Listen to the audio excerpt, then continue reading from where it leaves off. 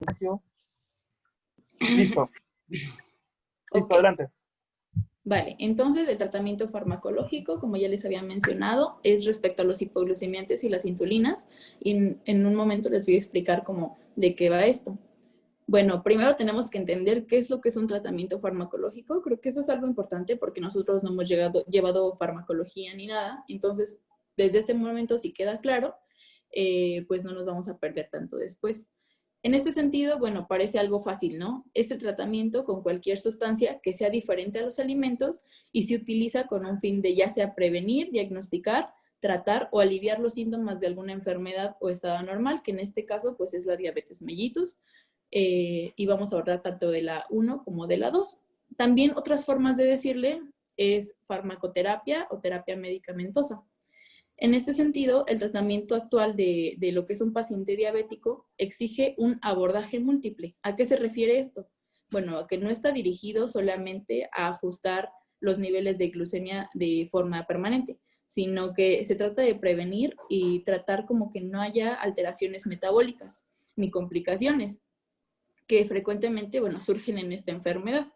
Ese tratamiento no solo es la dieta que ya vimos el día de ayer, no solo son estas partes ajustadas a cada necesidad de cada persona, sino que también influye la insulina o diversos fármacos orales que de alguna u otra manera lo que consiguen es reducir los niveles de la glucemia. Bueno, en este sentido, hay dos partes. En la diabetes mellitus 2, el tratamiento farmacológico se debe plantear después de un cierto periodo, que ahorita les voy a mencionar, cuando el tratamiento bien higiénico-dietético, que fue la parte que vimos ayer, no lleva un avance, cuando no hay ausencia, bueno, cuando hay ausencia de síntomas o no hay complicaciones y no se consiguen los objetivos del control, necesitamos implementar ya un tratamiento farmacológico, o sea, no es algo que se dé nada más así porque sí.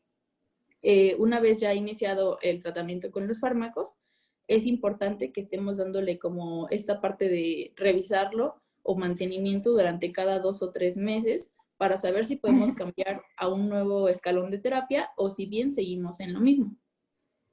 Les voy a platicar un poco de la historia para que, bueno, entiendan como qué tan importante han sido los avances. Y fue en el año de 1920 cuando se descubrió esta parte de la insulina y no se disponía como de otros fármacos para el manejo de la hiperglucemia. Y fue hasta los años 50 que ya se incorporaron las sulfonilureas y la metformina. Después de casi estos 50 años, estas drogas fueron como lo único que había disponible para el tratamiento de esta enfermedad.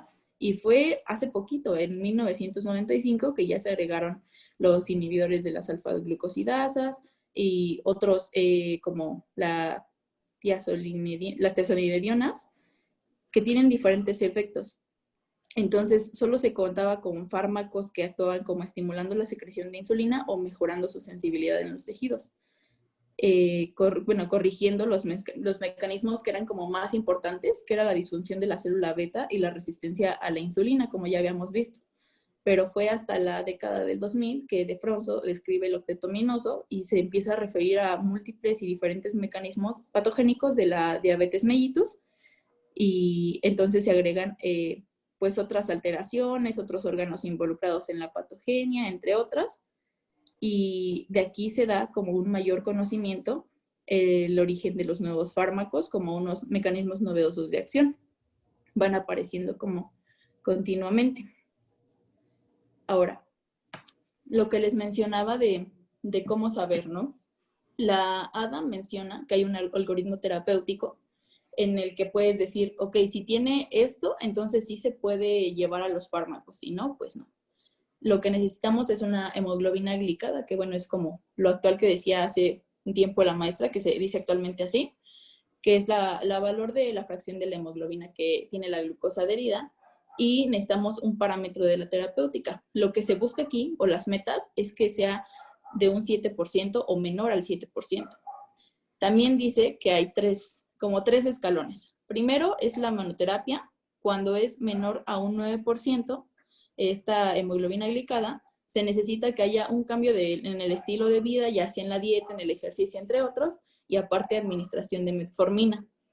Después de, entre el 9 y el 10, ya se necesita la duoterapia, que son cambios en el estilo de vida, y se agrega un hipoglucemiante oral. Posteriormente, cuando ya es mayor de 10, se necesita una terapia combinada, inyectable, o bien se le llama terapia triple, y son los cambios en el estilo de vida, la metformina y aparte 2 hipoglucemiantes orales, o bien la insulina. Las metas terapéuticas, o sea, lo que queremos llegar, a donde tenemos que llevar a nuestros pacientes con estos fármacos o con esta terapia, es, como ya había mencionado, a la hemoglobina glicada menor a un 7%, a la glucosa preprandial de entre 80 y 130 miligramos sobre decilitro, a la glucosa postprandial menor a 180 miligramos sobre decilitro. Ahora, vamos ya a entrar a la parte de los hipoglucemiantes. Y van a decir, pues, ¿qué son estos? ¿No? O sea, el nombre así dice, hipoglucemiantes. Ok, pero ¿qué son? Bueno, son medicamentos que ayudan a reducir como esta parte del nivel de glucosa en la sangre, que es en parte lo que buscamos. Esta acción, bueno, se lleva a cabo principalmente cuando el páncreas aún produce un poco de insulina. O sea, no ha cesado por total la parte de la insulina, sino que pues sigue ahí, que es principalmente en los pacientes de la diabetes mellitus 2. Es importante recordar que el mejor hipoglucemiante que se conoce es un binomio llamado dieta-ejercicio, pero pues cuando no se puede cumplir, lo que necesitamos es pues irnos a la parte del medicamento. Esto es cuando ya los pacientes no responden adecuadamente a un régimen dietético o a la actividad física y tienen que ser tratados con estos fármacos. Estos fármacos, bueno, vienen de diferentes presentaciones y sus efectos, entre uno de ellos, es el hacer que las células del páncreas liberen más insulina. Ahorita vamos a ver, bueno, como diferentes efectos dependiendo de cada fármaco. Ahora, ya nos vamos a los fármacos. Aquí hay que tomar en cuenta que en la glucosa, bueno, a la hora de la secreción, hay como 2 periodos. El basal, que ya lo habíamos comentado, y hay un aumento debido mayormente a la liberación de la glucosa hepática, y el postprandial, que hay un aumento debido a la propia absorción de los hidratos de carbono, y es sumado al aumento de la liberación hepática de la glucosa.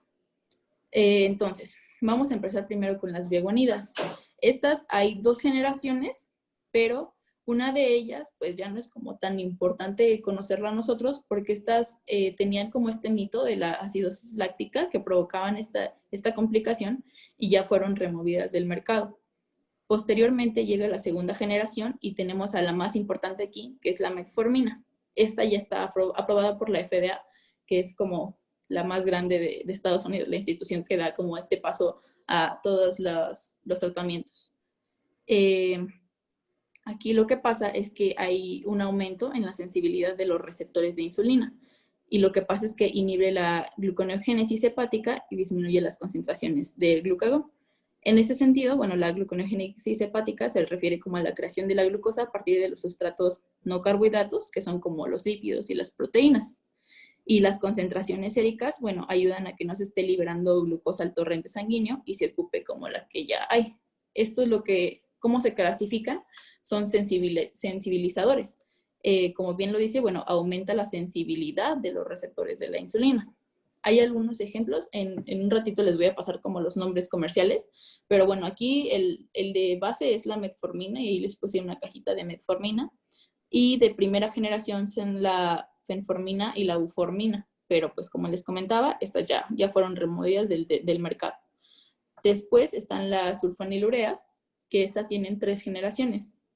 En la primera generación, bueno, la vida media es muy extensa y lo que producen es hiperglucemias. En este sentido, el tener una vida media muy extensa significa que están actuando todo el tiempo secretando insulina y lleva a la hiperglucemia, o sea, no se controlan, por así decirlo, por tener esta vida como tan larga. Y en la tercera generación, bueno, hay una actividad intermitente, por lo que no hay como tantas hiperglucemias, o sea, como de que de repente secretan y luego se calman y así, lo que permite que no se libere como nada más, como de forma exagerada. Estos lo que hacen es que llevan a una despolarización de la célula beta y favorecen una liberación de insulina. Entonces, al favorecer una liberación, se consideran como secretagogos. Y bueno, si no saben como que esta parte de secretagogos, un secretagogo es una sustancia que hace que otra sustancia sea liberada o sea secretada. En este sentido, bueno, lo que hacen es la liberación. Aquí los ejemplos son la glipizida y la glimepirida. Aquí les puse el ejemplo de la glibenclamida, que es como de las más conocidas en México. Posteriormente tenemos las tiazolinidionas, perdón por la pronunciación, pero está un poco complicado el nombre. Y aquí lo que hacen es estimular a los receptores nucleares PPAR gamma. Y van a decir, bueno, ¿qué es esto de los PPAR gamma?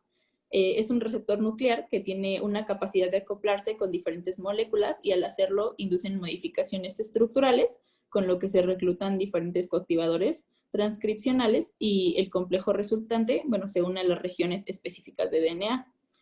Este estimulador, bueno, puede tener efectos de amplificación o contrarios. Entonces se comporta como un amplificador en esta parte de la red genética. Lo que hacen es que disminuyen la lipólisis y dan paso a la liberación de los ácidos grasos y el glicerol.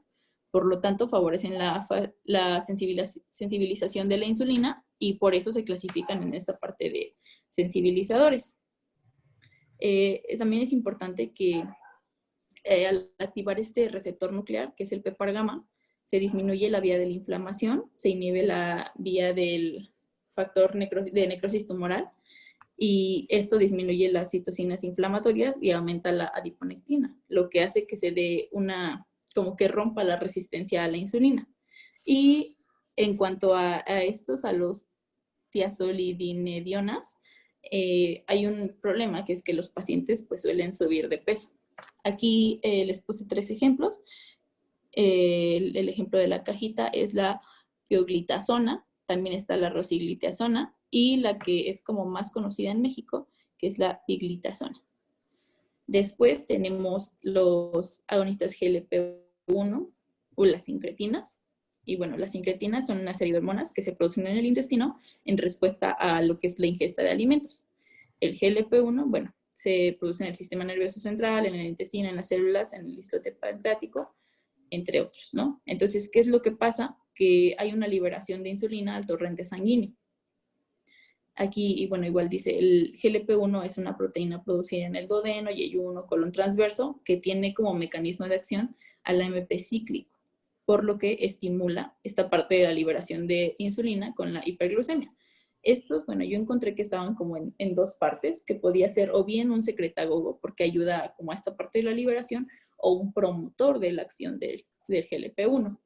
Aquí hay una característica importante, es que todos los que ya he mencionado se administran por vía oral, pero este no. Este, aunque si bien es un hipoglucemiante, se administra por vía subcutánea. Y aquí como ejemplos está la exenatidina y la liraglutida. Y bueno, su nombre comercial, como aquí lo podemos ver, es Byetta. No sé si se pronuncia así, pero es como lo más fácil de encontrar. Posteriormente están los inhibidores de DPP4 y, bueno, se llama dipeptidilpeptidasa 4. ¿Y qué es lo que hace? Este actúa como en conjunto con el anterior, lo que hace es que degrada el GLP-1. Y lo que hace el GLP-1 es que estimula la liberación de insulina. Entonces, si tú inhibes lo que inhibe a la insulina, lo que pasa, pues es que se va a como producir este ejemplo, ¿no? O sea, ya no se va a poder como secretar tan fácil. Aquí lo que provoca es que hay una vida media más larga de las incretinas, o sea, como que amplifica esta parte de lo anterior y por tanto se considera un secretagogo. Aquí los ejemplos son la sitagliptina, la saxagliptina y la linagliptina. El ejemplo como más común aquí se llama Janumet y es una de las que ya mencioné, pero bueno, este es el nombre comercial. Después tenemos a los inhibidores de SGLT2, que el SGLT2, bueno, es un transportador que se encuentra en el riñón y transporta glucosa de la nefrona del torrente sanguíneo y al ser inhibido, bueno, se provoca una glucosalia o lo que es glucosa a través de la orina, o sea, que saquemos glucosa a través de la orina. Lo que reducen es la glucemia, por esto mismo que les digo que se elimina a través de la orina y por tanto se considera un inhibidor. Este es a nivel renal y tiene como ejemplos la canaglifosina, la empaglifosina y la dapaglifosina. El ejemplo aquí, bueno, el nombre comercial es Zigduo y está combinado con metformina porque también los medicamentos o los fármacos se pueden combinar. Después tenemos a los inhibidores alfa-glucosilasa, que lo que hacen es que impiden esta fragmentación de los carbohidratos a nivel del intestino y por tanto se da un retardo en la absorción de la glucosa.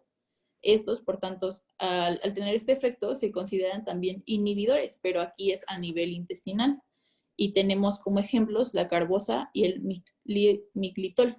El ejemplo de aquí, bueno, es la acarbosa y es como lo más común que se encuentra en México. Después tenemos las meclitinidas, que ya son las últimas, y estas actúan muy parecidos a las sulfonilureas. Lo que hacen es que estimulan la secreción de la insulina y tienen un comienzo de acción rápido, que es en 30 minutos, y una duración corta, que a nivel postprandial ya es de 4 horas. ¿Qué es lo que hacen? También generan la hipoglucemia, por lo mismo de que están como secretando. Hay un ligero aumento de peso, y aquí es importante tener precaución en las personas que son mayores de 75 años o de la insuficiencia renal grave, porque pues pueden tener como más alteraciones. Hay diferentes contraindicaciones porque se puede dar una hipersensibilidad a un tipo de fármaco de esta categoría. También en el embarazo, pues es importante no darlos, ni en la lactancia, porque generan complicaciones mayores y, como ya había mencionado, en la insuficiencia tanto hepática como renal.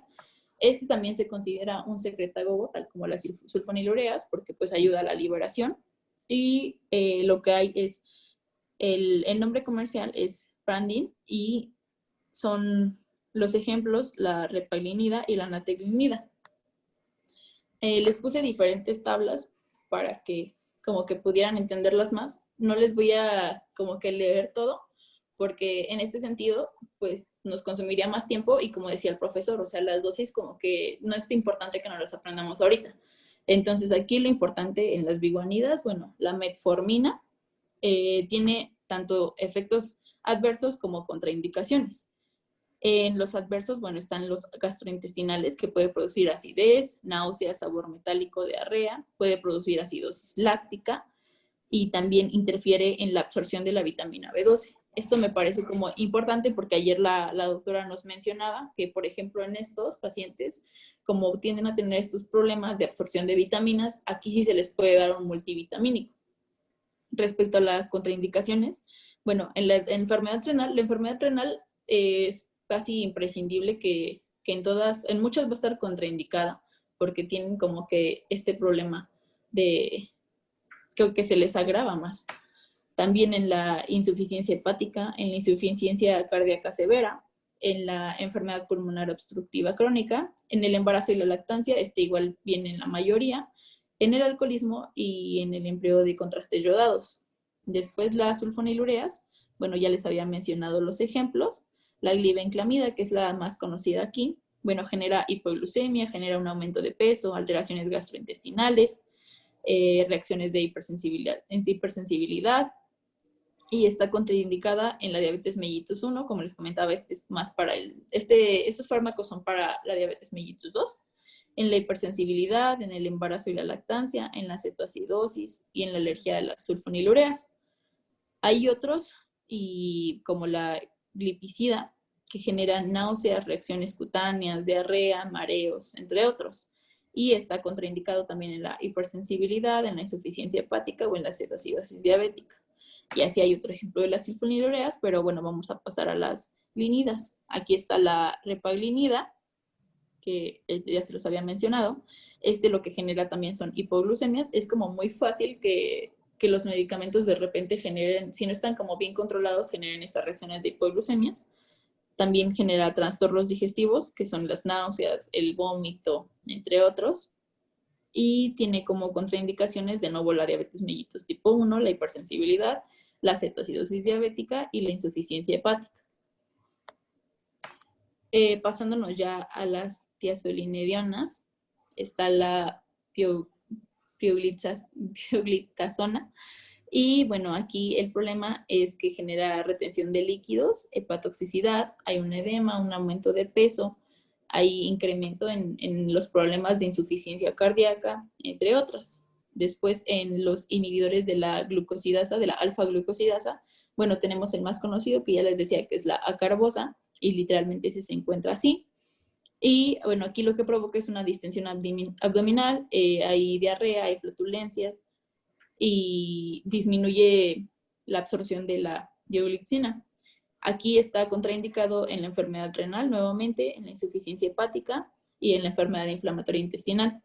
Los análogos de la GLP-1, bueno, está la exenatida, y estos provocan náuseas, vómitos, diarreas, están contraindicados en la enfermedad renal, en la enfermedad intestinal grave, entre otras. Como se pueden dar cuenta, algunas complicaciones que provocan pues son muy similares, pero no es necesario que siempre provoquen estas, ¿no?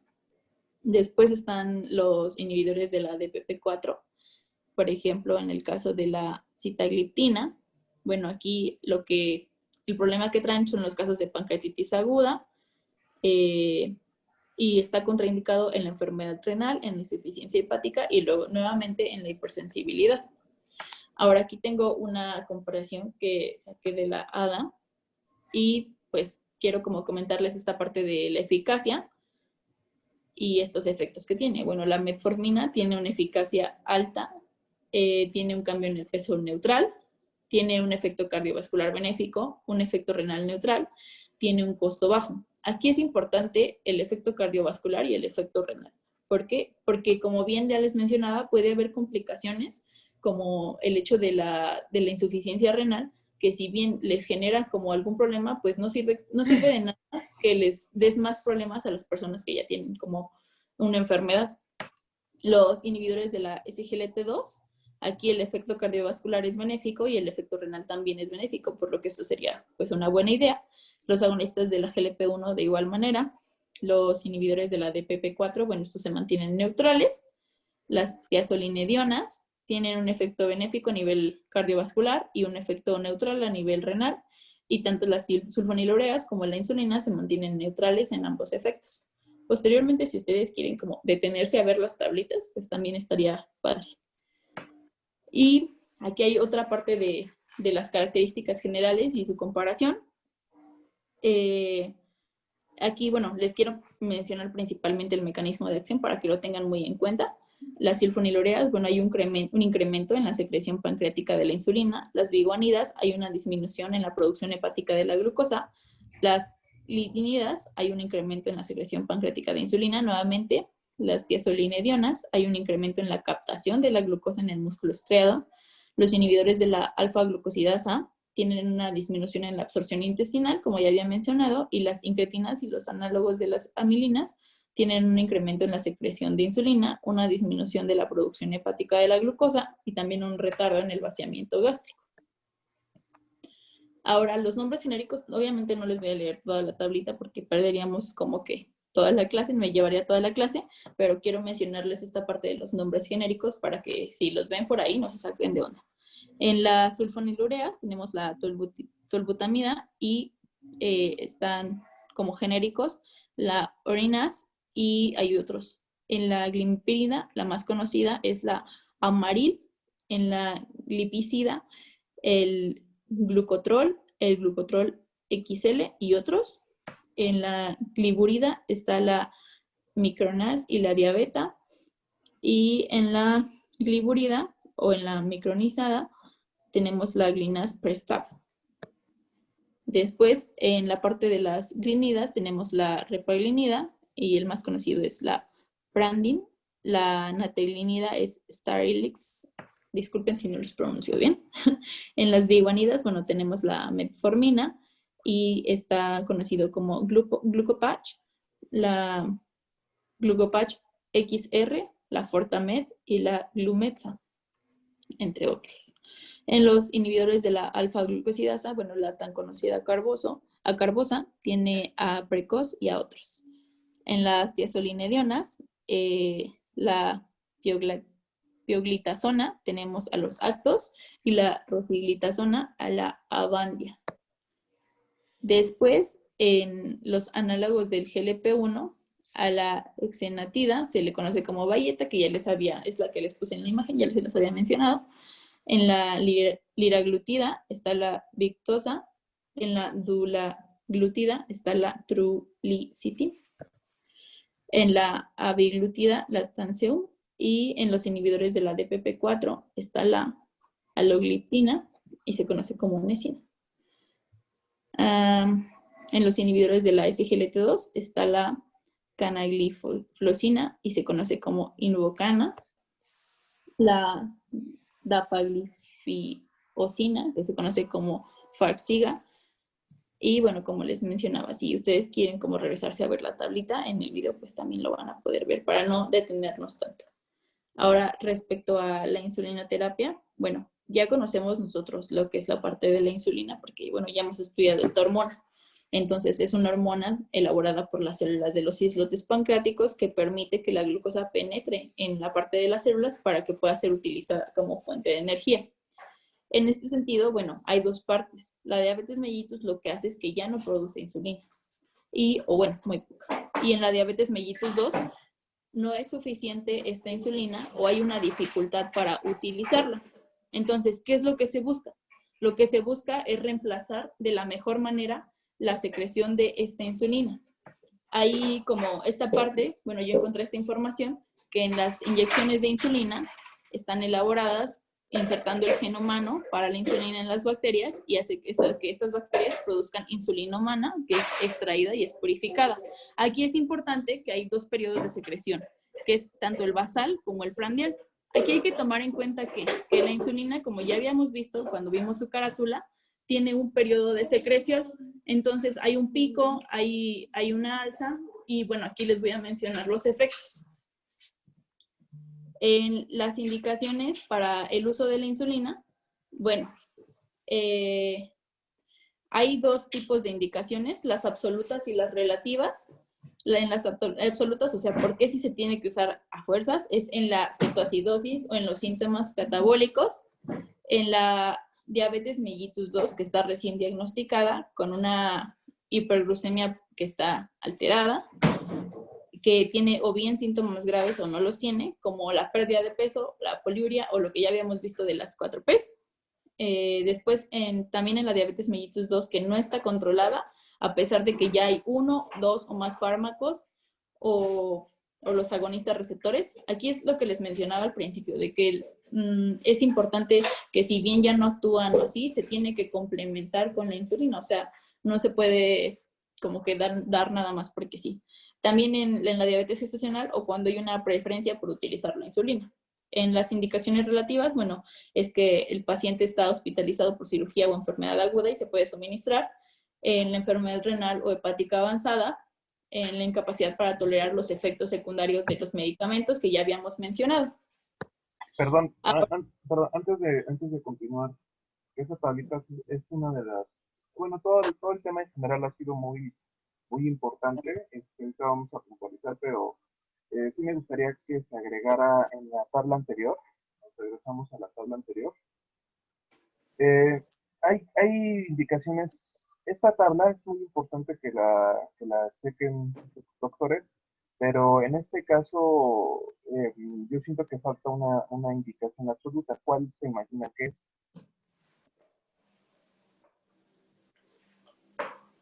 Y sí es importante agregarlo porque forman parte de las indicaciones para el uso de insulina en un diabético. Ojo, ¿qué es una indicación para que nos quede claro? Para que sea, es la razón por la cual nosotros como médicos vamos a indicar un medicamento. Por ejemplo, una indicación para dar penicilina puede ser una infección de vías respiratorias superiores ocasionada por el estreptococo beta hemolítico, por decir un ejemplo, ¿no?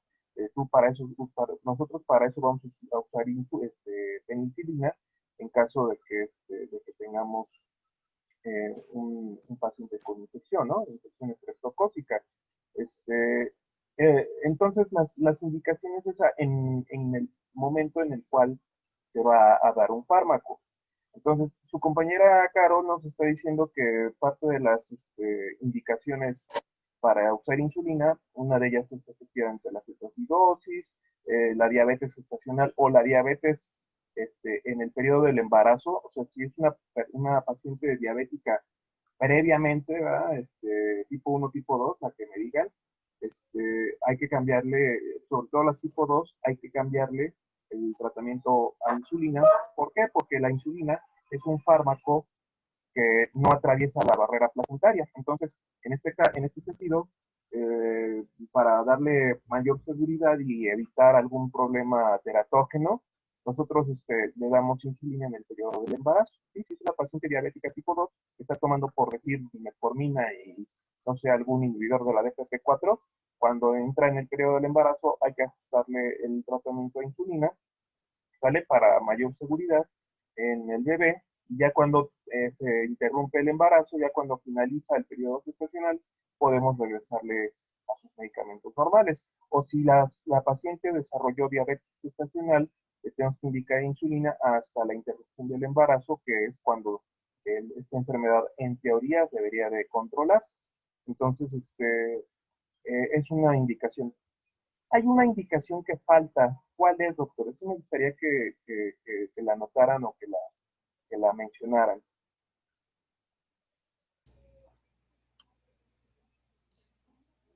¿Nadie? Cuando se diagnostica diabetes mellitus tipo 1. Eso, diabetes tipo 1, efectivamente. Diabetes mellitus tipo 1 es una indicación absoluta. Es importante comentarlo, doctores. ¿Por qué? Porque el diabético tipo 1, el paciente con diabetes tipo 1, es un paciente que se le llama, ustedes ya recordarán, la idiopatogenia de la diabetes tipo 1 se debe a destrucción de las células beta, ¿no? Destrucción autoinmunitaria de las células beta. Entonces, si hay pérdida de la masa de células beta por esta destrucción autoinmunitaria, por supuesto que el paciente va a depender de insulina sí o sí, ¿sale? Entonces, el diabético tipo 2 significa que no es insulino dependiente. Pues sí y no. ¿Por qué? Porque al inicio, recuerden que la etiopatogenia de la tipo 2 interviene en lo que es la resistencia a insulina, pero conforme se va llevando a cabo gluco y lipotoxicidad, esas células beta empiezan a caer en apoptosis y empieza a haber también una pérdida de células beta. Entonces llega un punto también en el diabético tipo 2, sobre todo el de larga evolución, que ya va a necesitar insulina en algún momento del tratamiento. Por eso aquí su compañera Carol nos pone que diabetes mellitus tipo 2, ¿vale? Diabetes tipo 2 de recién diagnóstico, con hiperglucemia de más de 300, estamos ante un paciente con unas cifras completamente descontroladas, ¿no? O el paciente que no se controla, a pesar de utilizar los fármacos que su compañera les estaba mencionando, ¿sale? Llega a ocurrir. Y si nosotros como médicos estamos viendo que el paciente está con cifras de glucosa, generalmente se considera diabetes no controlada cuando está por encima de 200. Un paciente con hiperglucemia, con glucosa de más de 200, es conveniente utilizar insulina además de los medicamentos, pero obviamente necesitamos ver por qué ese paciente está descontrolado. No es nada más ya darle insulina y se acabó. Hay que ver cómo está la dieta, hay que ver cómo está el ejercicio, ¿sale? Entonces, los pacientes tipo 2 va a llegar a un punto en donde sí van a necesitar insulina, ¿sale? Pero el que necesita insulina sí o sí es el diabético tipo 1. Al diabético tipo 1 no lo puedes controlar con sulfonilureas. ¿Cómo lo vamos a controlar con sulfonilureas? Si ya no hay células beta, entonces las sulfonilureas son secretagogos. Metformina, pues, bueno, podría coadyuvar al tratamiento con insulina, pero sobre todo, pero acuérdense que el diabético tipo 1 no es, su problema no se debe a resistencia a insulina. Si tú quieres mejorar un poco la sensibilidad a insulina, bueno, le puedes agregar una metformina. De hecho, se está indicando en diabéticos tipo 1 el adicionarle metformina, pero siempre, siempre, siempre debe estar presente la insulina. Si tú lo quieres tratar solo con metformina, no lo vas a tratar porque el problema no es resistencia a insulina, el problema es deficiencia de insulina por destrucción autoinmunitaria de células beta. Lo mismo, le quieres dar una pioglitazona o le quieres dar un inhibidor de DPP4, no va a funcionar porque el paciente, insisto, necesita insulina. Entonces, una indicación absoluta para el uso de insulina, diabetes mellitus tipo 1, doctores. Bueno, perdón, continúo. Muchas gracias, doctor. De hecho, sí, la insulina se utiliza principalmente en los diabéticos con diabetes mellitus tipo 1, y los fármacos que ya mencioné, los hipoglucemiantes, se utilizan principalmente en los diabéticos con diabetes mellitus tipo 2, aunque bueno, no es indispensable que sea así, que unos los utilicen. Sí es muy importante que predominan más, en este caso, la insulina en los diabetes con tipo 1. Ahora, bueno, vamos a pasar a las insulinas. Pueden ser estas de origen humano o de origen animal, o bien análogas, que son como que tienen unas ciertas alteraciones que no son propias de los humanos, por así decirlo.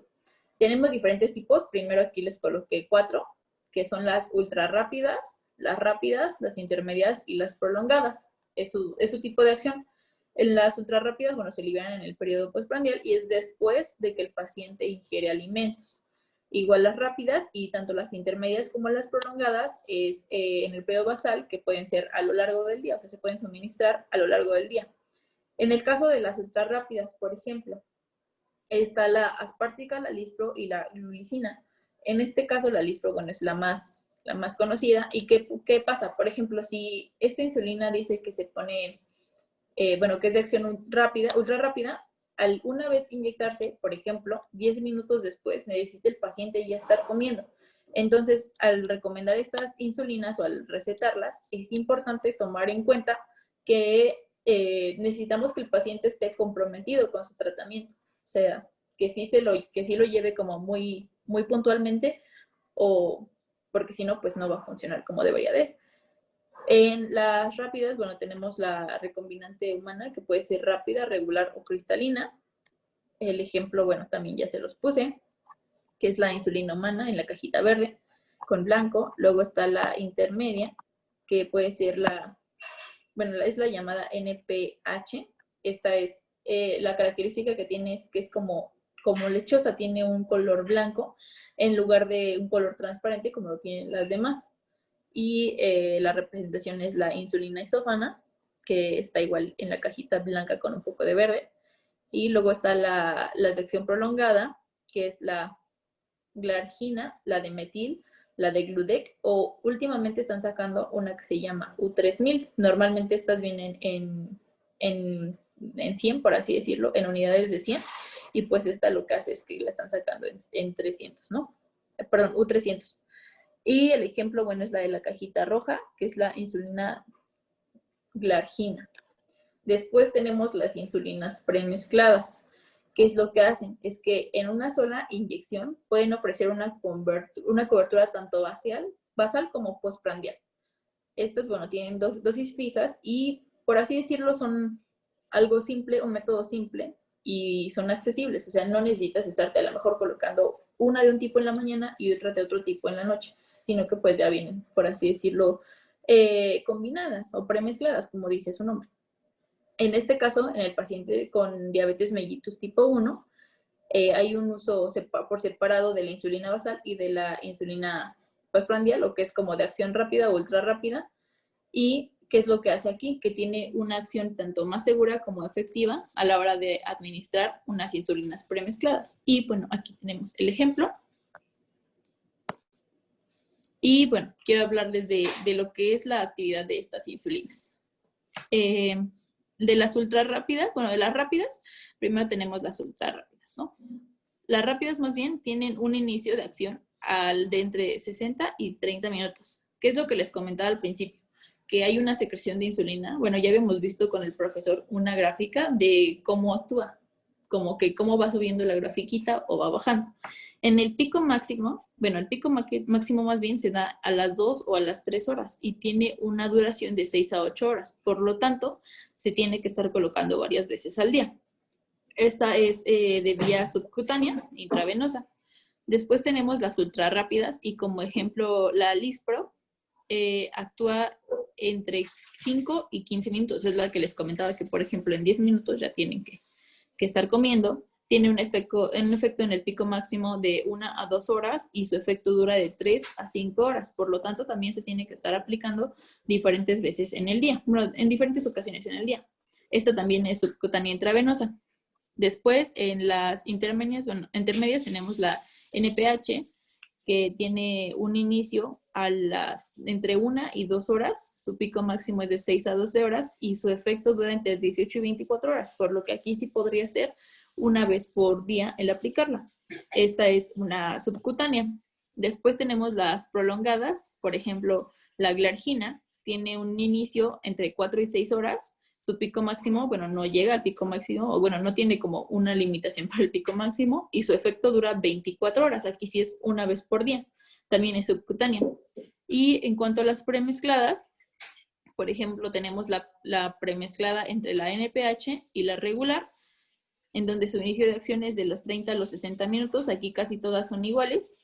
Su efecto del pico máximo es entre 2, 4 horas y 6 a 12 horas. Estas igual son, la mayoría entran aquí. Y su duración del efecto va de 16 a 18 horas. Por eso también puede ser como entre 1 y 2 veces al día, dependiendo cómo se considere. Esta también es subcutánea. Y bueno, hay más ejemplos, igual si después los quieren como leer para no detenernos tanto en esta parte, pues estaría muy bien. Ahora, en cuanto a los sitios de administración, bueno, se puede aplicar tanto en los muslos, en el abdomen, en los brazos o en los glúteos. Si ustedes tienen algún familiar diabético, podrán haber visto que como lo más frecuente es que de repente lo apliquen en la pared abdominal porque quizás es más cómodo para ellos. Entonces, la aplicación tanto en el brazo como en la pared abdominal son los que son como de mayor preferencia y además tienen una absorción más rápida y homogénea. También aquí es importante mencionar que, bueno, se complementa con la parte de la dieta y el ejercicio, por ejemplo, porque por el ejercicio hay una absorción más rápida, favorece a esta parte y generalmente se da como en esta parte de las extremidades, como en los brazos. Ahora, también hay complicaciones, o sea, no podemos usarlas nada más así porque sí. Cuando hay demasiado medicamento o muy poco, surge o bien la hiperglucemia o la hipoglucemia, que son como causadas por esta falta de coincidencia entre la insulina que necesitas y la insulina que te estás aplicando. O sea, no puedes o ponerte de más o ponerte de menos. Por eso también es importante tomar en cuenta el tiempo que dura su efecto. Tienen complicaciones que también son crónicas, que estas, bueno, van a surgir que no luego, sino ya con ciertos años o con las décadas, que es como que dicen que de repente, por ejemplo, cuando tú fumas un cigarro no te vas a sentir mal luego, sino como con los años. Entonces también aplica aquí esto.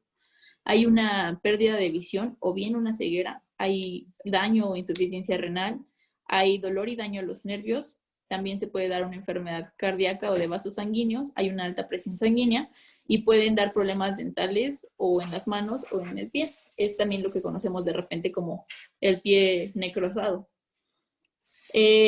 También encontré como otra clasificación que están las relacionadas con su acción, que es la hipoglucemia, las alteraciones en la refracción, un edema, las infecciones en el propio sitio de la inyección o el aumento de peso. Y respecto a las inmunogénicas, bueno, se puede generar una alergia a la insulina, una resistencia a la insulina o una lipodistrofia atrófica. Ahora vamos a relacionar esta parte del octeto aminoso. Bueno, de Fronzo ya no los había mencionado Francisco en su exposición, pero aquí quiero que vean como qué puede actuar en este momento. A nivel, por ejemplo, de cerebro, hay alteraciones neurohormonales, ya nos habían mencionado en la clase que vimos Francisco. Y aquí, ¿qué puede actuar? Bueno, los agonistas del GLP-1 también pueden actuar agonistas dopamérgicos o anorexígenos. A nivel del hígado, bueno, tenemos una producción hepática de la glucosa y aquí puede actuar la metformina, la insulina, las glitazonas o bien los secuestrantes de ácidos biliares. A nivel de riñón, bueno, tenemos una glucosuria y aquí actúa principalmente los inhibidores del SGLT2. Otro ejemplo, por ejemplo, a nivel del páncreas, que es algo muy importante, tenemos una alteración en la función de la célula beta. Entonces, ¿qué es lo que puede actuar? Bueno, las sulfonilureas, las glinidas, los agonistas del GLP-1 y también los inhibidores del DPP-4. Bueno, si quieren también como checarlas más a fondo, también vienen aquí. No me estoy deteniendo tanto porque ya sé que ya me pasé de tiempo.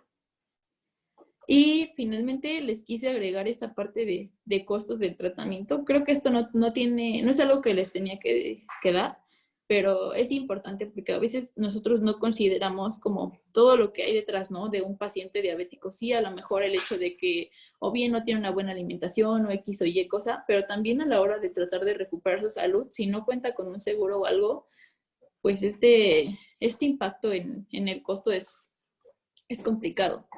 Este es, bueno, de aquí de México y, por ejemplo, la metformina por individual cuesta 248 pesos. Pero si tú ya lo ves a nivel anual, cuesta 8,928 pesos. Entonces, dices, sí es algo, pues algo elevado, ¿no?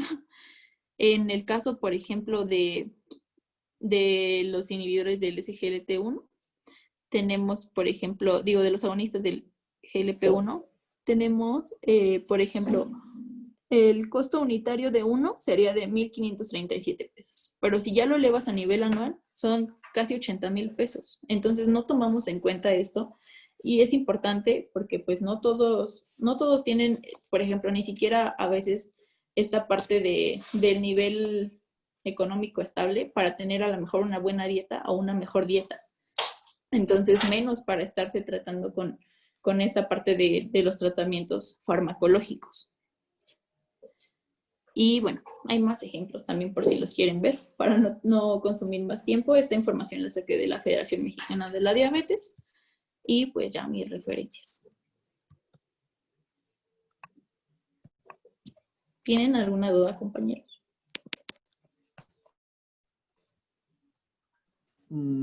Pero creo que me la puede contestar mejor el profe. No. En tanto a una cetoacidosis diabética, ¿cuál sería el tratamiento disponible?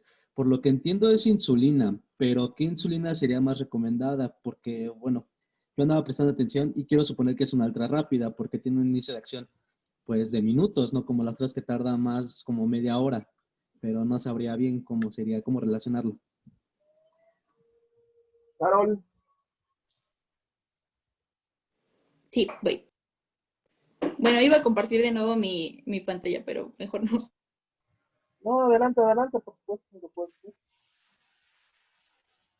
Ok, voy.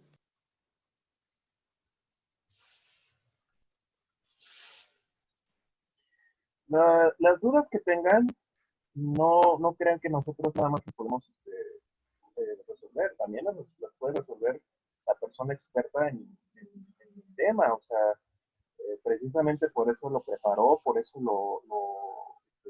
se tomó el tiempo y el esfuerzo este, para poderlo preparar. Entonces, por supuesto que, bueno, tanto la doctora como un servidor estamos obligados a despejarles las dudas que tengan, pero también ustedes como expositores pueden también resolver las dudas de cierta forma, ¿no? Nosotros nada más lo único que hacemos es apoyarlos, ¿no? Orientarlos. Ya tienes ándale, no dejes de compartir la pantalla, Caro, porque sí vas a ver de la presentación vamos a utilizar ahorita algunas diapositivas importantes para puntualizar algunas cosas que se mencionaron. Entonces, respondiendo a la pregunta del compañero Carol. Sí, voy. Es que tengo problemas para compartir mi pantalla. Pero bueno, lo importante aquí es como mencionabas, Axel, o sea, que haya un efecto, por así decirlo, rápido. Entonces, ¿qué es lo que pasa? Que lo que se busca es cambiar como a esta parte de la insulina que se administra por vía intravenosa subcutánea. Entonces, ya se finalizó otra vez mi pantalla. Perdón, es que no sé por qué no la puedo compartir. Okay, pero bueno, mande, doctor. No, sí, sigue contestando, perdón. Sí, entonces las que mencionábamos, que son como por esta vía, que son las, por así decirlo, las que más rápido actúan. Ay, no me deja compartir mi pantalla. Ahorita lo soluciono, pero bueno, es tanto la rápida como la ultra rápida, porque estas se administran, como ya les había mencionado, por subcutánea intravenosa, y la rápida tiene, pues preferentemente se utilizan las ultra rápidas, ya sea la Lispro o la Aspart o la glulicina, que actúan entre 5 y 20 minutos como máximo. Y ya si no hay como disponibilidad de esta, sería la rápida, que normalmente actúa entre 30 y 60 minutos. No sé si respondí tu duda. Sí. No, Sí. complementando lo que dice Carol, Axel, por eso es importante, o sea, poner atención, y tiene razón, ¿no? O sea, en este caso, una cetoacidosis diabética se considera una urgencia. O sea, y no solamente la cetoacidosis, también otra indicación que podríamos agregar ahí en la tablita de Carol son dos complicaciones agudas que tienen que ver con hiperglucemia, ¿no? Entonces, la cetoacidosis se va a presentar por lo común en pacientes diabéticos tipo 1. No significa que el diabético tipo 2 no pueda desarrollar cetoacidosis. Y los diabéticos tipo 2 van a tender a presentar mayormente estado hiperosmolar hiperglucémico, ¿vale? Que ya nos van a hablar, la persona que nos hable de complicaciones agudas, nos va a hablar sobre este tema, pero en ambas se consideran urgencias, ¿vale? Entonces, Carol nos dice que se prefieren utilizar insulinas o de acción ultra rápida o de acción rápida, como la insulina cristalina, ¿vale? Que es la insulina regular, vamos a llamarlo de esa forma. Y se utilizan, ¿por qué? Pues por su inicio de acción y su pico máximo, que es rápido. Entonces, es una urgencia, lo tienes que atender rápido, ¿vale? Si tú le das una insulina basal como una insulina glargina, ¿cuánto tiempo va a tardar en actuar? Entonces, tu paciente necesita tratamiento en ese momento, ¿no? Y bueno, en cuanto a la vía de administración, por lo general las insulinas se administran por vía subcutánea. Solamente que de todas, la insulina rápida, como la cristalina, la regular que decía Carol, es de las pocas que se pueden utilizar por vía intravenosa. Algunos comentan que los análogos de insulinas ultrarrápidas, lispro, aspart, lulicina, se pueden administrar tanto por vía subcutánea como por vía intravenosa, aunque ojo, no hay una seguridad plena de que estas se puedan utilizar por vía intravenosa. De hecho, algunos no la indican así, no prefieren darla por vía intravenosa precisamente porque no hay una seguridad plena. Mira, yo puedo decirte, en la medicina privada sí se han utilizado y se pueden dar por vía intravenosa, no pasa nada, ¿vale? Pero bueno, hay médicos que no lo prefieren así y lo indican por vía subcutánea. Pero bueno, respondiendo puntualmente a la pregunta de Axel, lo que decía Carol, es importante por su acción, se prefieren ultra rápida o rápida, ¿por qué? Porque estamos hablando en una situación de una urgencia médica, ¿vale? Entonces, bueno, ahí nos está compartiendo Carol tu pantalla, ejemplos de insulinas, ¿vale? Entonces, la que dice arriba rápida, esa es la que llamamos insulina regular o insulina cristalina, también así se le llama, ¿vale? Esta es la única, esta es la insulina que se le ha demostrado que tiene intravenosa. Entonces, las vías de administración de las insulinas es tanto por vía subcutánea como por vía intravenosa, ¿vale? Ahí en el artículo, o en la imagen del artículo que nos está mostrando Carol, lispro, aspart, lulicina también pueden administrarse por vía intravenosa. Generalmente en el medio privado se utilizan estas, ¿no? La insulina rápida, la insulina cristalina, es la insulina que generalmente se tiene a nivel institucional, ¿vale? Por esa razón se utiliza con mayor frecuencia. Sin embargo, vean, las insulinas de acción ultra rápida también están disponibles en el mercado. Generalmente estas tienen un mayor costo, se utilizan, les digo, en el medio privado y se pueden administrar tanto por vía subcutánea como por vía intravenosa. Entonces, puntualmente respondiendo al problema a un paciente con cetoacidosis diabética o con estado hiperosmolar, lo ideal es utilizar insulina de acción rápida o de acción ultra rápida. Por supuesto que también es importante titular la dosis, ¿no? Si lo vas a dar por vía intravenosa, generalmente se da un bolo y después se dan, en este caso, se da un bolo y después se puede dar por infusión o dando bolos paulatinos, bolos de insulina cada cierto tiempo. Bueno, ¿alguna otra duda? Sí, no sé si me permita. Bien, nada más completando lo que decía el doctor Campos y su compañera Carol, y en relación a su pregunta, Axel, la insulina que se utiliza para el manejo de la cetoacidosis y del coma hiperosmolar hiperosmótico es la insulina rápida o también conocida como insulina regular o cristalina. Como bien lo mencionaban, primero se administra hay un poquito de diferencia en relación a la bibliografía que usted revise. En algunos va a encontrar que una primera dosis la puede administrar vía subcutánea y posteriormente en una bomba de infusión. Entonces, en una bomba de infusión usted va a administrar, la dosis es 0.1 unidad por kilogramo de peso por hora. Y usted va a hacer una infusión con la insulina rápida y solución salina y la va a administrar por vía intravenosa por minuto, y en 1 hora usted tiene que tomar un nuevo control, y así se tiene que ir hasta que usted rompa la cetoacidosis o el coma hiperosmolar hiperglucémico. Eso lo vamos a ver nosotros en complicaciones agudas. Esas son muy importantes. Y si bien es cierto, podemos utilizar las insulinas ultra rápidas, pero básicamente para el manejo de las hiperglucemias graves, y en algunas ocasiones de inicio en el tratamiento de la cetoacidosis, pero en infusión la que pasamos es la insulina regular. Y también completando lo que decían, las insulinas más baratas es la insulina rápida, regular o cristalina, y la insulina intermedia, o NPH. Estas, por su mecanismo de acción y por lo económico que son, todavía, bueno, se utilizan a nivel institucional en la mayoría de las instituciones con un muy buen éxito.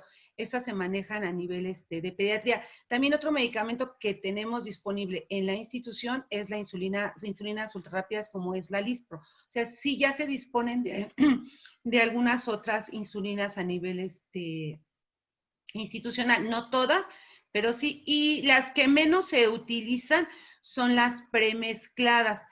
Esto, pues, por el riesgo de la hipoglucemia, sí tienen que tener un muy buen control de su glucemia para hacer uso de todas las insulinas, pero en específico eso. Entonces, hay que individualizarlas. Se puede mezclar la insulina rápida con la insulina intermedia.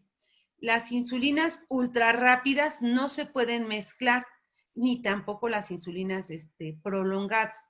O sea, es decir, si yo voy a indicar a un paciente insulina rápida porque va a desayunar y yo le voy a iniciar un manejo de insulina, acuérdense de los picos de la insulina y también del tiempo de duración de la alimentación. Entonces, yo necesito mantener mis niveles inmediatos altos de insulina y mis niveles basales para el resto de la alimentación. Entonces, yo tengo que combinar insulina rápida con insulina intermedia. Pero bueno, eso ya lo vamos a ir viendo en las otras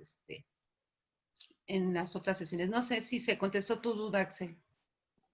No, sí, muchas gracias a los tres doctores porque como que sí me quedó esa duda más que nada porque hablamos de que en la teoría es muy fácil decir inyecta ultra rápida, pero en un ámbito hospitalario donde tú lo vives como médico no va a haber siempre este tipo de medicamento y es donde tienes que pensar cómo solucionarlo. Y no había pensado como tal la rápida por su mecanismo de acción, como que ya es de media hora y dices es una cetoacidosis. Y como sí había tocado, yo todavía había investigado el tema de la cetoacidosis, dije, no, pues es mucho tiempo y como que sí entré en esa duda, más que nada sobre el tipo de, un ámbito más personal de cómo se lleva la vida diaria. Sí, y tampoco puedes bajar tan rápido tus niveles de glucosa, porque acuérdate que también lo que tienes que manejar es la osmolaridad y el potasio. O sea, es un tratamiento de terapia intensiva, es un tratamiento complicado. Entonces, no es así como que tengo la ultra rápido y le paso ahorita una dosis, y si no mejora le paso otra dosis y otra dosis y otra dosis y lo bajo de manera rápida, porque también estamos jugando con la osmolaridad sanguínea. Y también lo más importante, tenemos que hidratar. ¿Se acuerdan cuando vimos las polis? Que hablábamos de deshidratación celular. Entonces, aquí tenemos que también tener mucho cuidado con los intercambios electrolíticos. De hecho, aquí algo que tienes que ser muy cuidadoso son con tus niveles de potasio. Sí. Okay. Pero sí te das cuenta entonces que al final de cuentas, esto de el inicio y el pico y la duración, pues sí son importantes. Si bien es cierto, es una urgencia médica, te da todavía el tiempo suficiente para una forma rápida, pero también de una forma intensiva, pero también siguiendo las pautas, ¿no? Sí, no te da tanto tiempo de pensar y de actuar rápido, y de actuar con, perdón, lentamente esta hipoglucemia. La hipoglucemia sí la tienes que atender en minutos porque si no el paciente se te va. Pero la hipercidosis, el estado hiperosmolar, si bien es una urgencia, sí te da el tiempo suficiente para poderlo tratar de una forma adecuada. Bueno, es importante en esta sesión, doctores, que ustedes aprendan, o sea, el objetivo de esta sesión no es tanto ver dosis, no es tanto ver, en este caso, las presentaciones comerciales, sino ver de qué manera actúan, en este caso, cuál es el sitio en donde actúan a nivel del organismo y ver cómo actúan. Entonces, de una forma muy sencilla, doctores, de una forma muy sencilla, nosotros a cada familia de fármacos los tenemos que agrupar en grupos, ¿no? Entonces tenemos, en términos generales, el primer grupo es el grupo de los secretagogos de insulina. ¿Cuáles son los secretagogos? ¿Qué significa la palabra secretagogo? La palabra secretagogo es una sustancia que secreta algo, ¿sale? Que secreta alguna sustancia. Entonces, si se le llaman secretagogos de insulina, van a ser fármacos que promuevan la secreción de insulina en las células beta. Tenemos dos tipos. ¿Cuáles?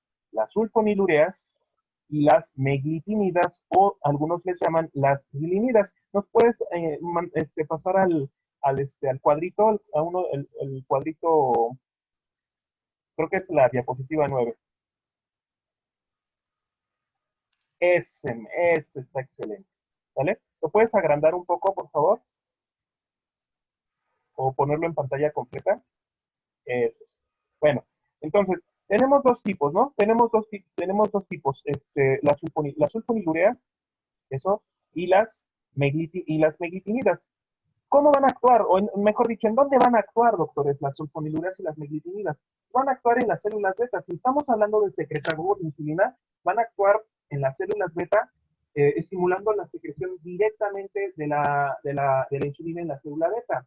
¿Sale? ¿Se acuerdan cómo se secreta la insulina? No sé si ustedes recuerden que a través del ATP, producto de la glucólisis, el ATP va a cerrar los canales de potasio y abre los de calcio.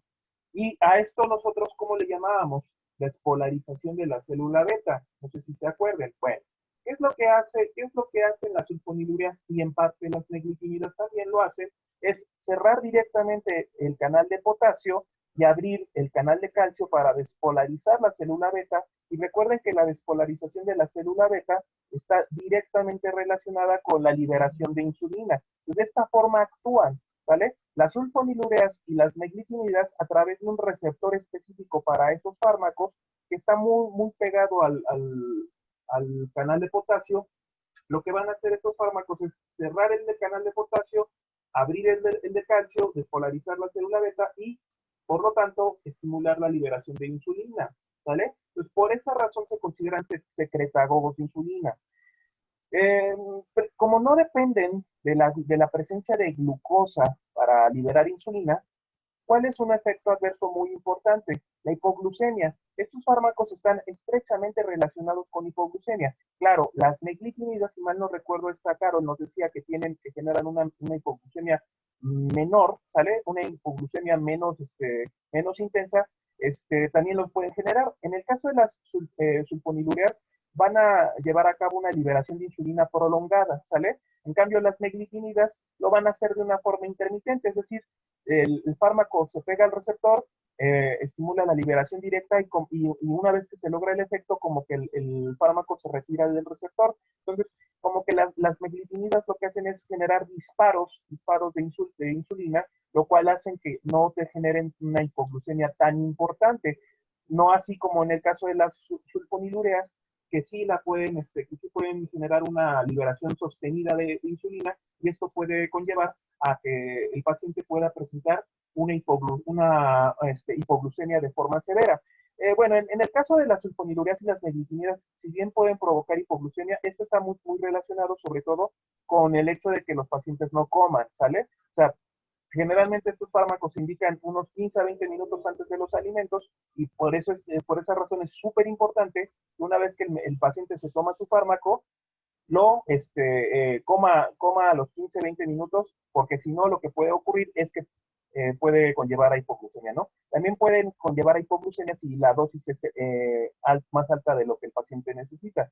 Entonces hay que tener un poquito de cuidado. Ahora dice Carol, tanto las sulfonilureas como las meglitinidas pueden promover el aumento de peso, y esto sí es cierto. ¿Por qué? Porque al liberar insulina, recuerden que la insulina es una hormona lipogénica, es una hormona que promueve la lipogénesis, la esterificación de ácidos grasos, y esto va a favorecer que se acumule mayor grasa corporal. Entonces hay que tener un poquito de cuenta esto, que si mi paciente es obeso, si mi paciente es diabético tipo 2 y es obeso, si yo le doy sulfonilureas, por una parte yo lo que voy a hacer es estar exprimiendo ese páncreas, cuando el problema en realidad es resistencia a insulina, y si es obeso, lo voy a aumentar aún más de peso. Entonces es importante que parte del tratamiento integral del diabético es que también promovamos la reducción de peso en los pacientes, ¿sale? Entonces los secretagogos de insulina se dividen en dos: sulfonilureas y meglitinidas, ¿no? O también llamadas aciclinidas, como mencionan en la tabla,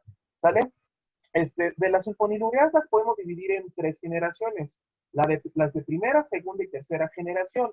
Las de primera generación, aunque si bien es cierto, sí existen todavía, ya no se usan del todo. La clásica sulfonilurea de primera generación que se utilizaba hace ya bastantes años era la tolbutamida. Todavía existe la tolbutamida en el mercado, pero ya no se utiliza del todo, ¿vale? Otros ejemplos, pues está la clorpropamida, nada más que la clorpropamida ya se utiliza no tanto ya en diabetes mellitus, sino también ya se le usa en mayor, se le usa más en diabetes insípida que en diabetes mellitus. ¿Por qué? Porque, bueno, tiene una estrecha relación con la acción de la hormona antidiurética. Pero bueno, es otro ejemplo de sulfonilurea de primera generación. Hay otras, ¿no? Está la acetoxamida y bueno.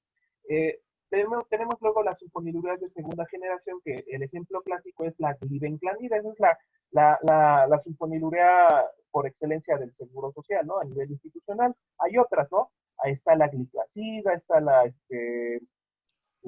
glipizida, ¿vale? Pero la que más se utiliza es la glibenclamida, que es la sulfonilurea de segunda generación. Y hay una sulfonilurea de tercera generación, que es la glimepirida. Esta se usa sobre todo a nivel privado, ¿vale? ¿Cuál es la diferencia entre primera, segunda y tercera generación? Pues sobre todo la potencia farmacológica, ¿vale? Las sulfonilureas de segunda generación son 100 veces más potentes que las de primera generación, y la sulfonilurea de tercera generación, como la glimetida, es 2 o hasta 3 veces más potente que las de segunda generación. Entonces, esto va a favorecer que la dosis se reduzca en cuanto a la presentación. Luego tenemos al grupo, ya mencionando el grupo de los secretagogos, tenemos el grupo de los insulinosensibilizadores. ¿Cuáles son el grupo de los insulinosensibilizadores? Tenemos dos tipos. El primero de ellos son las iguanidas y el segundo son las glitazonas o diazolidinedionas. Carol nos decía que es un nombre un poquito rebuscado. Bueno, la otra manera de cómo ustedes las pueden identificar es como glitazonas, ¿sale? Entonces las diazolidinedionas también se les conocen como glitazonas. Ahora, ¿de qué manera van a actuar estos insulinosensibilizadores? Bueno, primero que nada, van a tener la propiedad de mejorar la sensibilidad a la insulina en los órganos blancos. Por lo tanto, ¿dónde van a actuar los insulinosensibilizadores? Pues van a actuar en los órganos blancos de la insulina. ¿Cuáles son los principales? Hígado, músculo, tejido adiposo. En esos tres principales órganos blancos es donde van a actuar estos insulinosensibilizadores. Ahora, ¿cómo actúan las liguanidas? Ahora, vámonos ya en particular a cada familia de fármacos. Vamos por las liguanidas. Bueno, las liguanidas, doctores, las liguanidas van a tener una forma muy peculiar de actuar. Fíjense muy bien. Las liguanidas van a bloquear lo que se le conoce como el complejo 1 de la cadena respiratoria, y se van a meter con la cadena respiratoria, bloquean al complejo 1 de la cadena respiratoria, y esto que va a favorecer un mayor consumo de ATP, ¿vale? Entonces, a nivel intracelular, si tú bloqueas al complejo 1 de la cadena respiratoria, estás impidiendo la producción de energía. Bueno, toda la energía que se tiene intracelular, al consumirse, se va a transformar de ATP a ADP, ¿sí? O sea, de adenosin trifosfato se transforma en adenosin difosfato y luego en adenosin monofosfato, no adenosin monofosfato cíclico, no AMP cíclico, sino AMP. De ATP pasa a ADP y luego a AMP. ¿Y por qué es importante esto, doctores? ¿Por qué es importante entender esto? Porque si se produce, si se consume el ATP y se produce AMP, se va a estimular una proteína sinasa llamada AMP sinasa, AMP quinasa, ¿vale? Esta proteína sinasa, doctores, que es muy parecida a la proteína sinasa A que vimos en el AMP cíclico, esta AMP sinasa va a favorecer lo contrario a la proteína sinasa A, es decir, si a nivel hepático la proteína sinasa A, por ejemplo, cuando el glucagón llega y estimula la AMP cíclico, estimula esta proteína sinasa A, favorece la gluconeogénesis y la glucogenólisis, la AMP sinasa hace lo contrario. Entonces, ¿qué es lo que va a hacer la AMP sinasa? A nivel hepático, va a disminuir la producción hepática de glucosa. Ese sería su efecto terapéutico. A nivel de órgano blanco, a nivel de músculo, por ejemplo, músculo esquelético, la AMP sinasa va a estimular, va a promover la movilidad del GLUT4 para que se pueda expresar en la membrana y para que todo el azúcar pueda entrar a las células. Entonces, ¿qué estamos haciendo con la metformina, con las iguanidas? Pues lo que estamos haciendo es, a nivel hepático, reducir la producción hepática de glucosa y aumentar, ¿sale?, la expresión del GLUT4 para mejorar, en cierta manera, la sensibilidad a la insulina en músculo y tejido adiposo. Hay otras moléculas que pueden ser estimuladas por acción de las biguanidas, ¿sí? Nada más que ahorita no tiene mucho caso verlo. Hay que verlo en forma muy general, ¿vale? Ahora, de las biguanidas, ¿cuáles tenemos como ejemplos? El ejemplo clásico es la metformina, aunque hay otras. La buformina, la fenformina, fueron biguanidas que, si bien se utilizaron anteriormente, ya se sacaron del mercado porque se les encontraron algunos efectos adversos, sobre todo graves. Ahorita vamos a mencionar uno de ellos. Entonces, la que principalmente utilizamos y la que es más utilizada para el tratamiento del diabético es la metformina, doctores. La metformina es la principal biguanida que se utiliza para el tratamiento del diabético. Ahora, como dice su compañera Carol, estos fármacos no están exentos de efectos adversos. Los principales efectos adversos de la metformina, doctores, son los gastrointestinales, sobre todo al inicio del tratamiento. No son, en algunos pacientes no son tan bien toleradas, ¿sale? ¿Qué pueden generar? Pueden generar distensión abdominal, pueden generar flatulencias, pueden generar inclusive diarrea, pero esto es relativo porque más bien esto es pasajero, porque al cabo de unos 15, 20 días esto se soluciona cuando el paciente empieza a tolerar mejor el fármaco. Es importante que tomemos en cuenta esto porque muchas veces son razones por las que el paciente abandona su tratamiento. ¿Cuál es el tip? Y esto no se los dicen los libros, esto se los decimos nosotros. Una forma en cómo ustedes pueden ir indicando la metformina es dándolo a dosis bajas los primeros 15 días y después de 2 semanas incrementar la dosis cada 15 días hasta llegar a la dosis terapéutica adecuada, ¿sale? Generalmente la metformina viene de 500 y de 850, la que es en presentación normal. Otra opción que podemos utilizar son las de liberación prolongada, ¿vale? Las de liberación prolongada tienen una mucho mejor tolerancia que las normales. Entonces, también si tú utilizas una de liberación prolongada, puedes tener una mejor tolerancia en tu paciente y no te va a generar tanto problema de distensión abdominal. Ahora, también se le han atribuido a las biguanidas acidosis láctica, sobre todo a la fenformina y a la buformina, y esa fue la razón por la cual se salieron del mercado. Sin embargo, en el caso de la metformina, la presencia de acidosis láctica es muy baja, es extremadamente baja, doctores. Por esa razón, actualmente se pueden utilizar con mucha seguridad. Claro, hay que tener en cuenta, hay que tomar en consideración que si una acidosis láctica puede presentarse, sobre todo agravada por enfermedades coadyuvantes. Por ejemplo, si el paciente tiene alguna neumopatía crónica, alguna enfermedad pulmonar obstructiva crónica, puede disminuir su disponibilidad de oxígeno y esto sí lo puede llevar a acidosis láctica. Hay que tener un poco de cuidado en este caso. ¿Qué otros ejemplos? Insuficiencia renal, insuficiencia cardíaca, pueden también ser condiciones por las cuales el paciente presente hipoxia, ¿vale? Entonces, si hay pacientes que tienden a la hipoxia, no hay que utilizar estos fármacos por su tendencia a presentar acidosis láctica. Hay que tener mucho cuidado en esto. Luego, ¿qué otros fármacos tenemos como insulinosensibilizadores también muy buenos? Son, en este caso tenemos las glitazonas o tiazolidinedionas. ¿Cómo actúan estos fármacos? Carol nos decía que las glitazonas van a transactivar o van a transreprimir algunas funciones, sobre todo a nivel nuclear. Carol nos decía que existen unos receptores nucleares PEPAR gamma, ¿sale? Entonces, las glitazonas van a tener funciones agonistas PEPAR gamma y estas funciones, estos PEPAR gamma van a coactivar o van a transactivar o van a transreprimir algunas funciones metabólicas, ¿vale?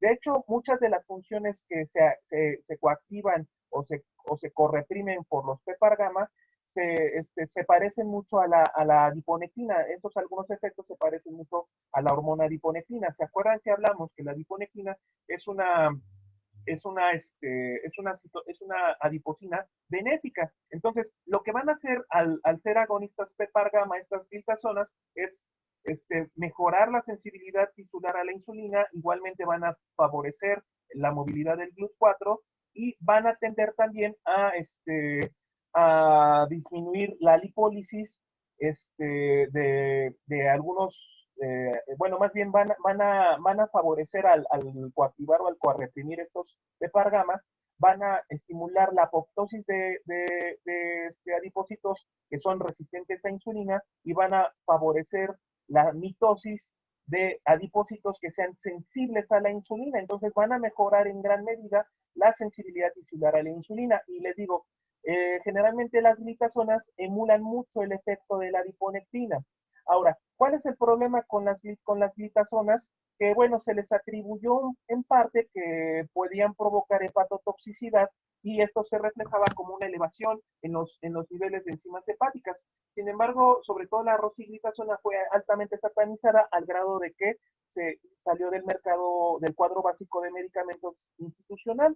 Pero realmente en el caso de la pioglitazona, pues puede generar, hay que tener mucho cuidado con el uso de este fármaco, sobre todo si tiene el paciente antecedentes de hepatopatía, ¿no? Bueno, sí, obviamente si tiene cirrosis no es recomendable utilizarlo.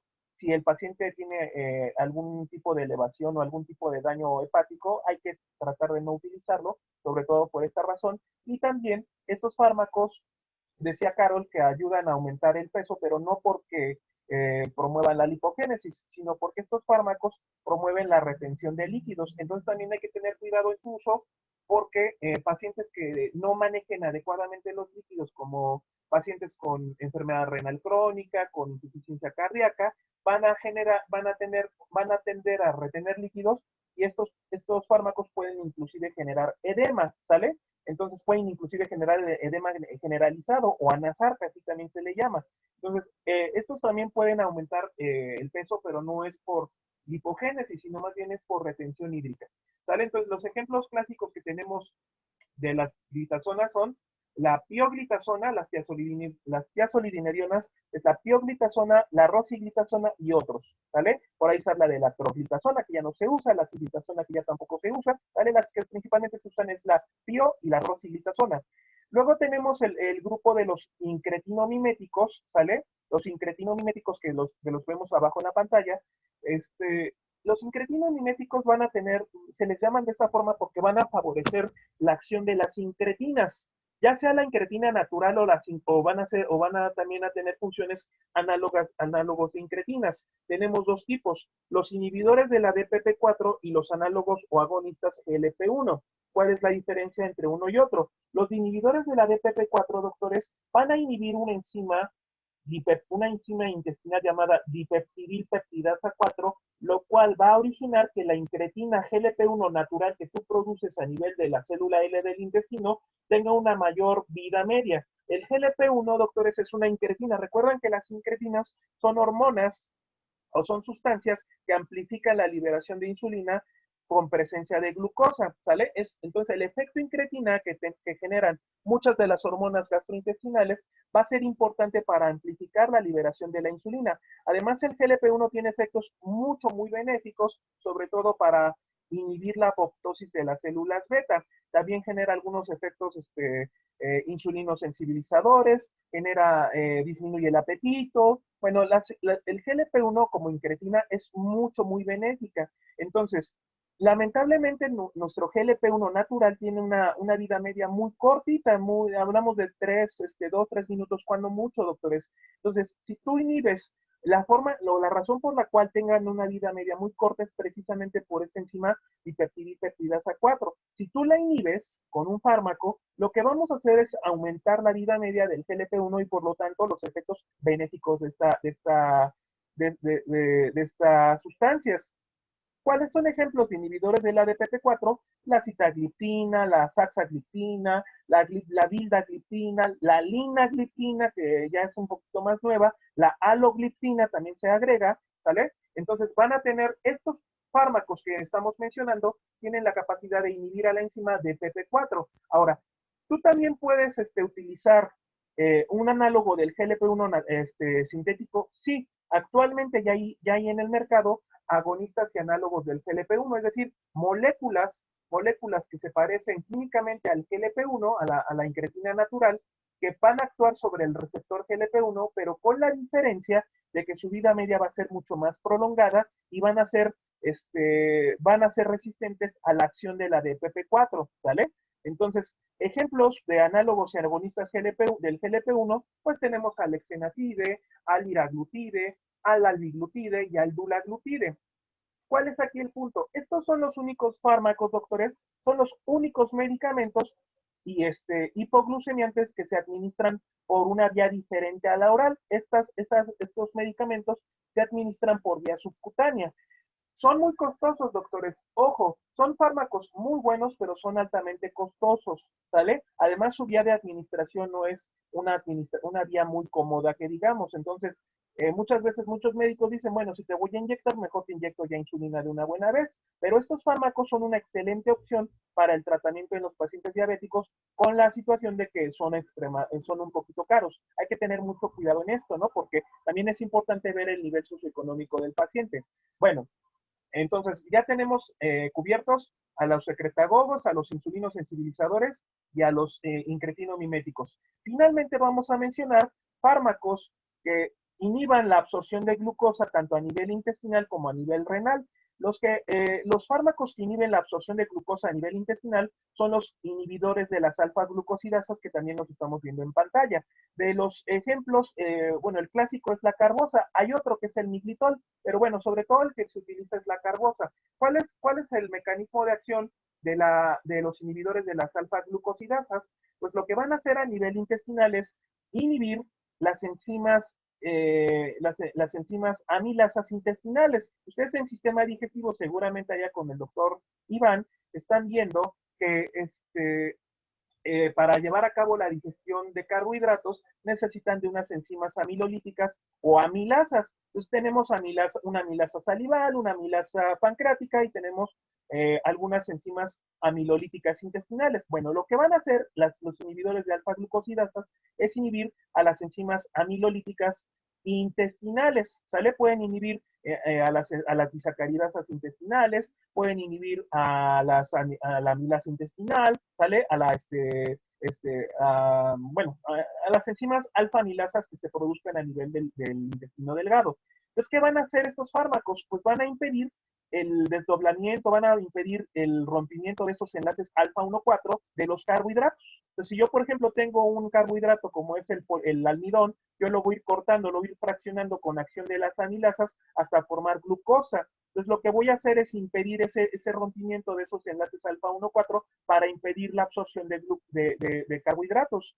Obviamente, si tú tienes al almidón, lo fraccionas en dextrinas y luego estos a su vez los fraccionas en disacáridos, tú vas a poder al final romperlos en glucosa, pero si tú no los rompes, el disacárido no se puede absorber. Por ejemplo, la maltosa, el disacárido maltosa se tiene que fraccionar en 2 moléculas de glucosa para que se pueda absorber, si no, no se absorbe. Entonces, ¿cuál es el detalle con esto? Que tú al impedir la digestión de carbohidratos, estás automáticamente impidiendo la absorción de carbohidratos, porque para absorberlos es necesario tenerlos en su forma monomérica, doctores.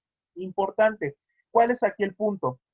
Si tú dejas de absorber carbohidratos, ya no estás en este caso absorbiendo glucosa y por lo tanto tus niveles de glucosa van a mejorar.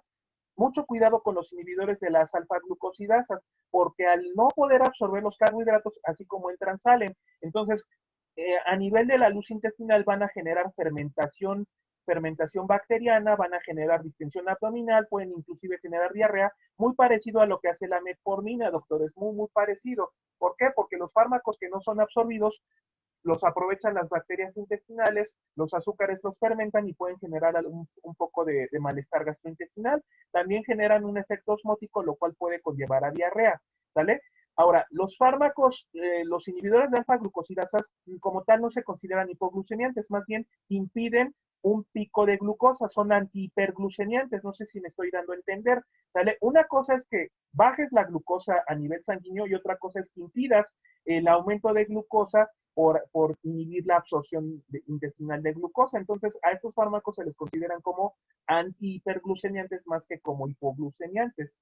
Estos fármacos por sí solos no te controlan los niveles de glucosa, de hecho tienden a tener muy poca tasa de éxito, por lo tanto estos hay que acompañarlos con otra familia de fármacos, ¿vale? Por lo general hay combinaciones por lo común con metformina. Entonces, estos fármacos por sí solos no te van a controlar los niveles de glucosa.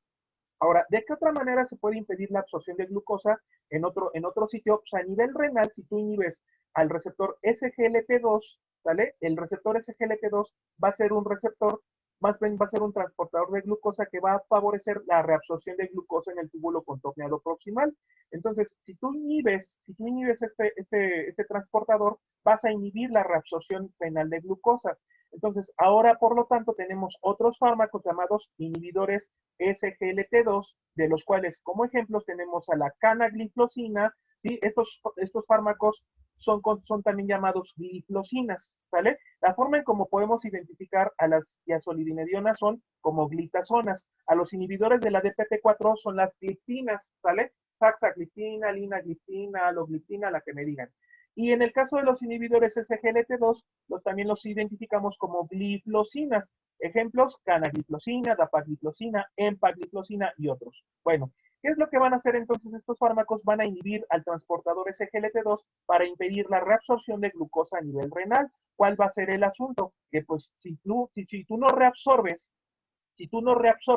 la glucosa, toda esa glucosa se va a tirar a nivel urinario, entonces vas a tener presencia de glucosuria. Esto es importante porque si tu paciente tiende a presentar infecciones de vías urinarias con frecuencia, con estos fármacos lo que vamos a estar haciendo es promover que estas infecciones se sigan presentando. Entonces, no en todos los pacientes hay que utilizar estos fármacos. ¿Son muy buenos, son de los más nuevos? Sí, pero no en todos los pacientes se utilizan, ¿vale? Entonces hay que tener un poquito de cuidado en el uso de algunos fármacos. Por eso el arte y la ciencia de la medicina, doctores, los fármacos como tal no son recetas de cocina, no todos son candidatos a usar metformina, no todos son candidatos a utilizar sulfonilureas, ¿vale? No todos son candidatos a utilizar inhibidores de la DPP4. ¿Cuáles son candidatos? Pues depende de la condición clínica de tu paciente, ¿sale? Tú para poder dar algún fármaco en particular o dar combinaciones de fármacos, debes de ver el historial médico de tu paciente, debes de ver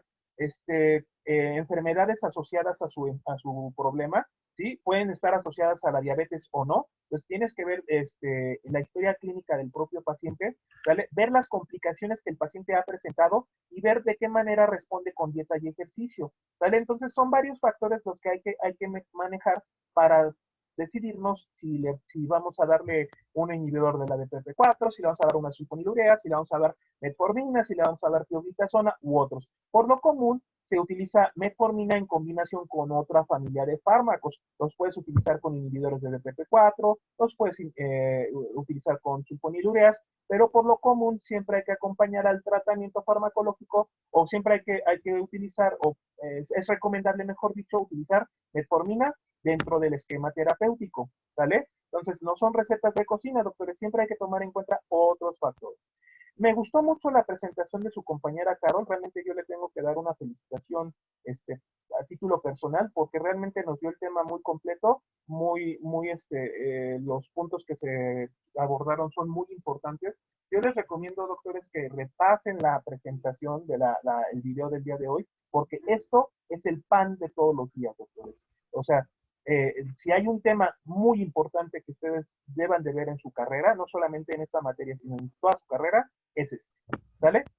Gracias, Caro. ¿Nos puedes, ya si quieres dejar de compartir la presentación? No hay ningún problema. Doctora Graciela, ¿algo que comentar?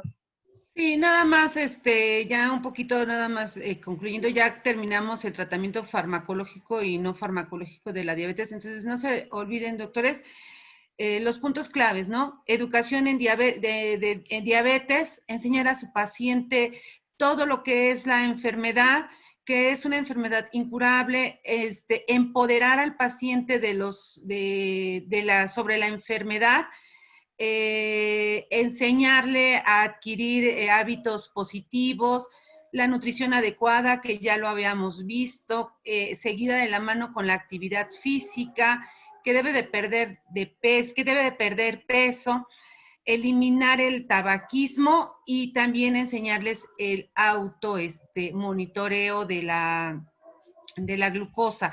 Decirles también que deben de estar pendientes de las enfermedades crónicas, por lo que deben de extremar cuidado, sobre todo en los pies, en la salud mental también es muy, muy importante. Ya lo mencionaba ayer el doctor Axel, creo que sí fue Axel. La salud mental es muy, muy importante tenerlos que estén tranquilos, que acepten lo que es su enfermedad. Bien, este es la piedra angular del tratamiento. Si ellos no siguen una buena nutrición, una nueva actividad física, podemos darles los medicamentos más caros y darles muchísimos medicamentos y esto no va a mejorar. Ya mencionaba también su compañera, los objetivos del tratamiento es dejar al paciente libre de los síntomas. ¿Cómo podemos saber si mi paciente está controlado? Bueno, pues que no esté presentando las P, ¿no? Que no tenga pérdida, que no tenga poliuria, polidipsia, polifagia, y que esté perdiendo peso por hiperglucemia, no por el medicamento. Y bien, antes de elegir un medicamento debemos de considerar si el paciente se acompaña de alguna comorbilidad como es insuficiencia cardíaca, insuficiencia renal, dislipidemia, hipertensión, obesidad y cardiopatía. Ya vimos que algunos medicamentos se pueden asociar con algunos efectos secundarios o bien estar contraindicados en algunas otras comorbilidades. Es muy, muy importante que el tratamiento lo centremos en el paciente, ¿no? Debemos de ver no solo las comorbilidades, sino también los riesgos de hipoglucemia. Por ejemplo, a un paciente de la tercera edad, tenemos que tener mucho cuidado si le vamos a indicar un secretagogo. O bien, si vamos a utilizar un secretagogo o siempre lo he usado, hay que estar muy puntuales y vigilar ese riesgo de la hipoglucemia. Los costos, que también los mencionaba su compañera. Es muy importante ver cuánto cuesta el tratamiento, porque a lo mejor sí podemos darlo por 1 o 2 meses, sin embargo ya para toda la vida esto va a generar un desgaste económico en el paciente. El tratamiento con insulina, muy a pesar de que utilicemos las insulinas más baratas, es caro por el uso de la jeringa, el uso de los glucómetros, etcétera. Los efectos secundarios y las preferencias del paciente. Bien, la metformina es uno de los medicamentos indicados por la ADA y por la norma oficial mexicana como un medicamento de primera línea. Importante nada más, bueno, ya también igual se utiliza en pediatría en los pacientes con diabetes mellitus tipo 2, que quede muy claro, es en los pacientes con diabetes tipo 2, no con pacientes con diabetes tipo 1. Con los pacientes con diabetes tipo 1, el problema básicamente es la secreción de la insulina. Entonces lo tenemos que manejar con insulina. Bueno, ya en caso de que no se tolere este medicamento, entonces debemos de considerar algún otro medicamento de acuerdo a lo que ya se expuso, comorbilidad, riesgos, etcétera, etcétera. Bien, No Fíjense, sé, ya nada más con esto concluyo. Sí. fíjense que igualmente ya para concluir esta sesión del día de hoy, realmente hay, para hablar de tratamiento farmacológico o para hablar de tratamiento integral del diabético, hay talleres completos que pueden durar desde un semestre hasta un año o hasta 2 años, ¿no? O sea, hablar ahorita realmente hemos visto algo muy general ayer y hoy con respecto al tratamiento de la diabetes, pero en realidad todo esto podríamos hablar mucho al respecto sobre esto y no terminaríamos, ¿no? Entonces, bueno, por supuesto que hay que puntualizar algunas cuestiones importantes. Y bueno, ya ustedes de manera sincrónica, es importante que ustedes repasen este video y que además complementen lo que se vio el día de hoy con el material que se les está dando en el aula virtual. En el aula virtual, sobre todo en este tema en particular, metimos muchos videos y metimos mucha bibliografía para que ustedes puedan repasar este tema. Hay un artículo que yo sí, casi siempre se los recomiendo, que es el manejo de antidiabéticos orales en atención primaria, por cierto, está disponible en el aula virtual, en Google Classroom, ahí lo van a encontrar. Y también en Google Classroom, en la pestañita de tratamiento farmacológico, van a encontrar también, doctores, muchos videos que les hablan sobre todo de el tratamiento farmacológico y se los dividen por familias, les hablan de todo esto que estábamos hablando. Entonces, es importante que además del video de hoy, que es importante que lo repasen el material que está presente en el aula virtual. Bueno, vamos a dar por concluida la sesión del día de hoy. Voy a